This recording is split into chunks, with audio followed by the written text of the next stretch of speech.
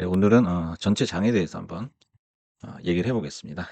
그래서 주요 주식들, 주요 종목들의 어떤 동향을 보면 음 어제 이제 TSMC 빼고 이제 거의 다 내렸고, 애플이 엄청난 급락을 보였죠.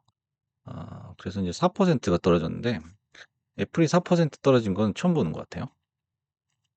그리고 테슬라도 이제 3%가 떨어졌고, 전날 8%가 올랐지만 그대로 다 오버히트를 해 버렸습니다.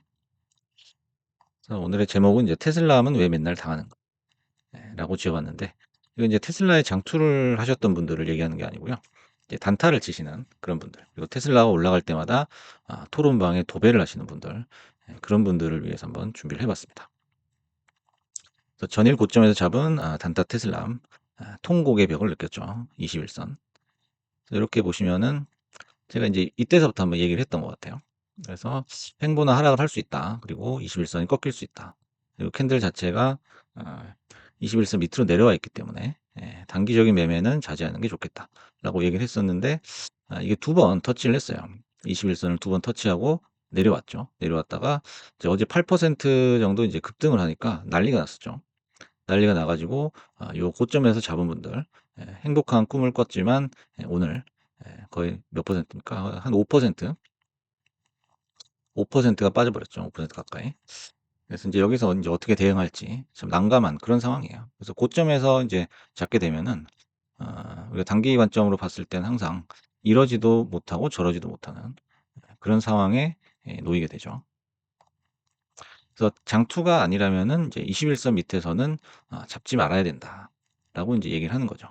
그래서 21선 항상 맞고 떨어질 확률이 높다. 네. 그거를 인제 쉽게 뚫기가 쉽지가 않아요.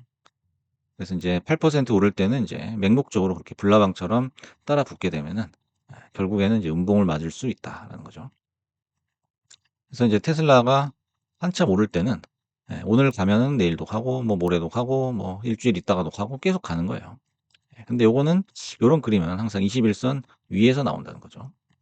그래서 여기서 인제 솟구쳐 가지고 여기까지 로켓이 나오는 거는 상당히 힘들다, 상당히 확률적으로 낮다라는 거를 다시 한번 말씀을 드리겠습니다.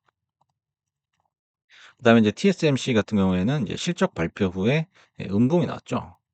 실적 발표 후에 음봉이 나왔어요. 오랜만에 인제 예 TSMC가 시장에서 얼굴을 또 드러냈는데, 어제 최고점이 7.33% 입니다. 갭이 떠 가지고 이렇게 그 프리장에서는 이제 고점을 찍고서 내려왔죠. 여기 222.2달러. 근데 인제 여지없이 또 차익 매물이 나오면서 떨어졌는데, 좀 익숙한 이게 그림이죠. 엔비디아가 여기서 전고점을 찍먹을 하더니 예 정말 무시무시한 음봉이 떨어졌던 그 1월 7일, 그때 아마 기억하시는 분들이 계실 거예요. 그래서 계속 인제 꼬라박고 이게 120 선까지 내려왔단 말이에요. 120 선이죠. 120 선까지 내려와서 다시 또 반등하니까 환호를 했는데 또 엔비디아도 음봉이 떨어지고요. 계속 이런 게 인제 반복이 되고 있어요. 그래서 이게 인제 빅테크들의 고점 신호가 아니냐, 이런 얘기도 나오고 있고요. 뭐 인제 뭐 찬반이 있죠. '더 간다.' 아니면 '여기가 끝이다.' 이런 얘기가 있긴 한데요. 그래서 인제 항상 우리가 경계해야 될 거는 '고점 매수다.'라는 거예요. 고점 매수. 그리고 인제 엔비디아도 보시면은 이게 과연 지금 150달러 인데 150달러 선에서 130 까지 내려왔네요. 130, 140 에서 이제 200 까지 갈 수 있겠느냐. 지금은 약간 좀 회의적인 그런 컨센서스다라고 볼 수 있어요. 그게 인제 바로 차트에 다 반영이 되고 있죠. 예전처럼 이제 활발하게 올랐다가 좀 조정받고 또 올랐다가 요런 모습이 없습니다 인제는. 요런 모습이 없고 인제 좀 굉장히 좀 오랫동안 옆으로 지금 박스권에서 왔다리 갔다리 하는 모습이죠. 그래서 인제 긴 장대음봉이 위에서 나왔기 때문에 요 의미도 인제 좀 다양하게 해석을 해볼 수 있겠죠. 그리고 인제 무엇보다 어제는 시총일이 애플이 4%대 급락을 했다라는 거예요.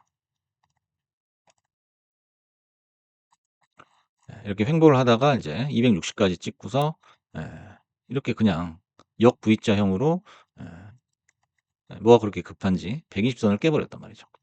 그래서 인제 120 선을 깨는 거는 이제 두 가지로 해석이 가능할 것 같아요. 첫 번째는 이제 장기적인 관점에서 봤을 때 애플이 인제 120선 밑으로 내려올 때가 어떻게 보면은 장기적인 매수 관점으로 저점으로 볼 수가 있죠. 저점으로 볼 수가 있다라는 관점과 이게 어떤 거의 뭐 1 년에 한 번 나오나요? 24 년에는 한 번도 안 나왔던 것 같은데 4%대 급락한 거는 처음이에요. 보시면은 인제 중국 스마트폰 시장이 1 위를 내줬고요. 예. 요건 그전에도 아마 나왔던 기사 같아요. 그래서 "최악의 실적이다." 요렇게 나와 있고. "뉴욕 증시에서 의문의 급락이다." 의문의 급락이다. 이게 뭔가 좀 하락의 시그널이 될 수 있을지 그렇게 두 가지로 해석을 해볼 수 있겠습니다. 이것도 역시 인제 관점의 차이인데 장투하시는 분들한테는 이제 분명히 호재일 수가 있어요. 하지만 단타로 인제 접근을 하셨던 분들, 고점에서 물리셨던 분들은 앞으로 한 2달 동안은 이제 우울한 날이 시작이 됐다라고 할 수 있죠. 근데 애플이다 보니까 이거를 손절을 할 수도 없잖아요. 손절을 할 수도 없고 이러지도 못하고 저러지도 못하고. 그래서 애플의 인제 그 실적이 떨어지고 있는 이유 중에 하나가 인제 "인공지능이 탑재가 안 됐다." 뭐 요런 얘기도 있더라고요. 최악의 실적. "중국에서 판매되는 아이폰이 인공지능 기능을 탑재하지 못한 것이 큰 원인이다." 이렇게도 나오고. 그래서 인제 혁신이란 게 계속 혁신의 그 단계를 이렇게 차근차근 올라가다가 언제부턴가 좀 이렇게 정체돼 있다는 느낌을 받을 수가 있죠. 그다음에 이제 애플카 같은 것도 이제 그 사업을 포기했다고 들었고. 그래서 인제 뭐가 없어요. 뭐가 없고 그냥 별다른 혁신 없이 실적만큼 그래도 빵빵하니까 세계 최고니까. 실적으로 버티는 기업이 인제 "실적도 안 나온다."라는 얘기가 나와서 뭔가 지친 게 아니냐. 성장이 지친 게 아니냐. 고런 느낌을 이제 받을 수 있지 않나 싶어요.